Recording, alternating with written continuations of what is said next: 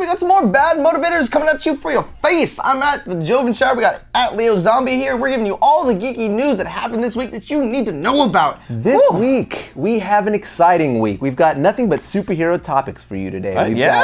We've got Agents of S.H.I.E.L.D. television show. We've got Scribblenauts Unmasked, and we have a little bit of a review on Iron Man 3. Oh, yeah, that movie happened. So the Agents of S.H.I.E.L.D. television show trailer was released. It's my Agents of S.H.I.E.L.D. this week.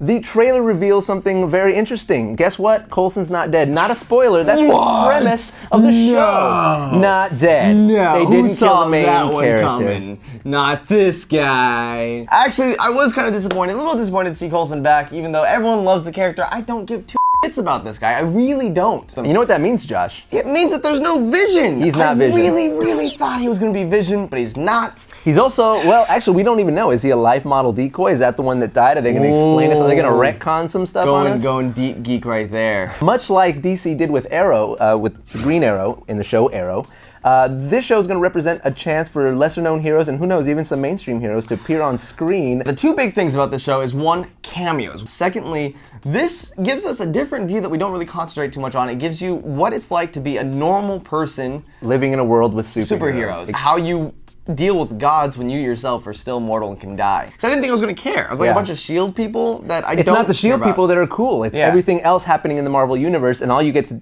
be at the center of it. Instead of focusing on one story, you get to hear a little bit about all the stories. Yeah, it seems like it's going to be a very fun and immersive show. And that's what I'm looking forward to. And it's got good production value. Just judging by the trailer, it looks like it's well made. So here's hoping. All right, ABC, Disney, Marvel, give us a good TV show. We'll give you a go. Let's see. We're watching you. You got your Marvel out of the way, Marvel fanboy. It's time for the DC fanboy to step up with a new DC game. Scribblenauts Unmasked was announced. Unmasked.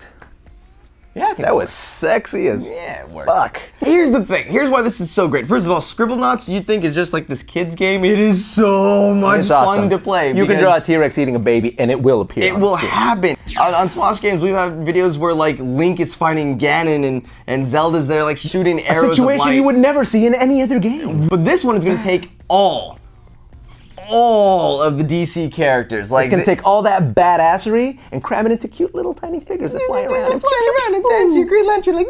In the trailer, they show you're on the Bat computer and just types in Batman, and there's all these different types of Batman. Awesome. You have Batman when he got sucked into like the alternate dimension and he's like going through time, and there's one where he's like Blackbeard. I saw that Batman in there. You got Vampire Batman. You have like the entire Bat family. I'll play through the game, I'm sure. I just want to sit down and just let my imagination go wild and just send all these DC characters in there, and it'll be cute. And that's the whole premise of Scribblenauts, is go wild, go crazy. My big appeal on it is that I want to try to break it. The creators are like, use the power of your will. We've got everyone in DC in this game. You won't find anything that's not in the game. Challenge accepted. So enough about DC, back to Marvel. Iron Man 3. Even before the movie was out, you wanted to know what we thought about it, and now that it's out, we can tell you. We've had time to like really take it in, digest it, marinate on that Iron Man. Get your first opinion and throw it on the internet like every other douchebag out there. Like, oh, this movie sucked. You shouldn't have done this.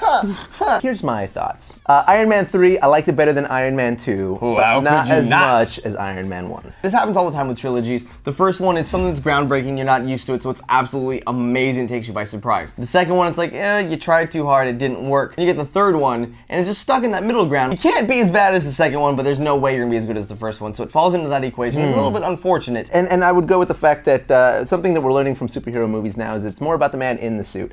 You look at the Dark Knight trilogy, and it's more about Bruce Wayne. Occasionally, he's Batman. Yeah. But is that a good thing or a bad thing? Normally, it might have been a bad thing, because who the hell is Tony Stark? But in this case, Tony Stark is Robert Downey Jr. Yeah, and it's fantastic. We love him as his character, Tony Stark, mechanic. So it's like you want that. I would have liked to see more suit clobbering, especially when there's 50,000, spoiler alert, but I would have liked to have seen more of the Iron Patriot, which I don't agree with making War Machine the Iron Patriot. Yeah. I do think that they've done a decent job, though, of keeping that fantasy element of a comic book. Now for the big question, though, Leo. How did you feel about the whole Mandarin twist? Oh, man. For a movie plot, the twist was pretty cool. For a Marvel movie plot, get the fuck out of my face, man. It completely renders the Mandarin irrelevant. My big issue here is like, all right, Marvel, if this is the direction that you want to take to make this other bad guy more important that we really don't care about. Like, everyone walked into this wanting, like, mind blown. Oh my God, it's Mandarin. The 10 rings. Like, it's gonna be magic. It's gonna be awesome. And you look like, so good, and you've got this top tier actor who's like Ben Kingsley was a great, gonna show up, and he created this developmental character. And then they took that all away. You'll never see it coming. You'll never see me coming. It was a real enemy that Tony Stark couldn't take, that the world would not be able to take. It was going to cause problems, and they just and he lost to a catfish.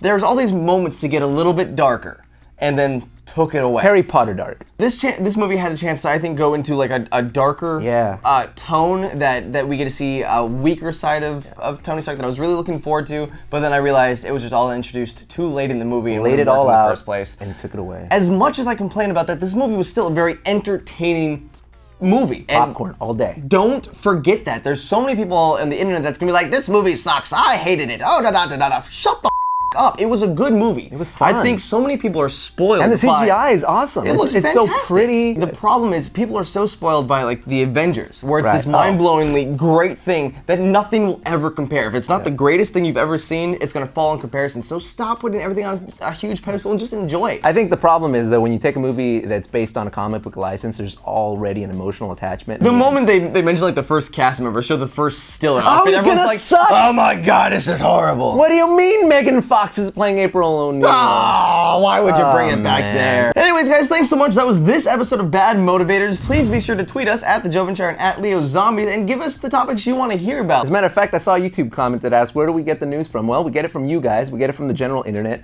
and we get it from secret spies and back alleys with drugs. Again, just thank you so much. Please watch old episodes, subscribe if you haven't already. Till the next time, live out loud. See you later. Love you.